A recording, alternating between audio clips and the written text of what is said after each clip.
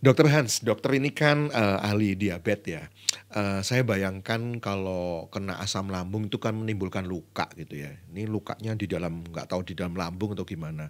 Terus padahal namanya penderita diabetes itu suka berhubungan juga dengan luka.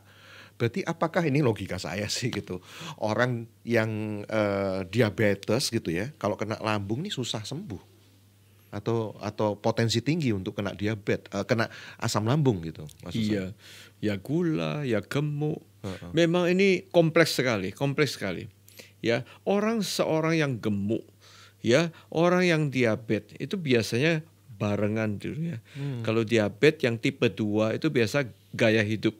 Orangnya gendut, gemuk, gulanya tinggi. Biasanya, biasanya secara statistik disebutkan kalau asam lambung pada orang gemuk itu lebih banyak. Mmm. Pada orang diabetes gara-gara gula, metabolisme kacau, itu asam lambung juga lebih banyak. Ini Mmm. repotnya. Lalu mereka berpikir karena asam lambung, mereka makan terus kan. Betul. Nah, kacau lagi, gulanya tambah tinggi, badannya semakin gemuk. Mmm. Susah ini. Ya, belum lagi nanti ada obat diet, dia mau nguruskan badan. Orang diabetes minum obat metformin, obat-obat yang komplikasi ini dan itu, pegelinu dikasih obat lagi, lambungnya kalang kabut nanti. Akhirnya metabolisme kita porak-poranda. Mhm. Betul-betul susah. Ini betul-betul suatu dilematis. Mhm. Jadi pertama, pikirkan lambung penyebabnya asam lambung. Jadi jauhi makanan kecut, pedas, makanan-makanan yang iritasi lambung, obat-obatan, hati-hati. Yang kedua, makan teratur. Kunyah baik-baik. Pelan-pelan makan. Yang ketiga, faktor pikiran, mindset yang baik, yang positif. Berpikir yang baik, yang positif, misalnya bergerak badan yang happy, nyanyi-nyanyi, ketawa, gula juga bisa reda, terkendali, lambung pun bisa aman. Mmm. Lakukan seperti itu. Dan selalu punya semangat untuk berubah.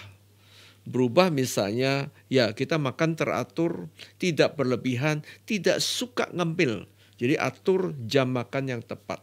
Nah, dengan demikian lambung juga aman, berat badan tidak bertambah-tambah, diiringi dengan gerak badan teratur. Jadi habis makan 1 jam gerak, habis makan 1 jam gerak. Anda tidak akan gemuk. Gula pun terkendali, lambung pun aman.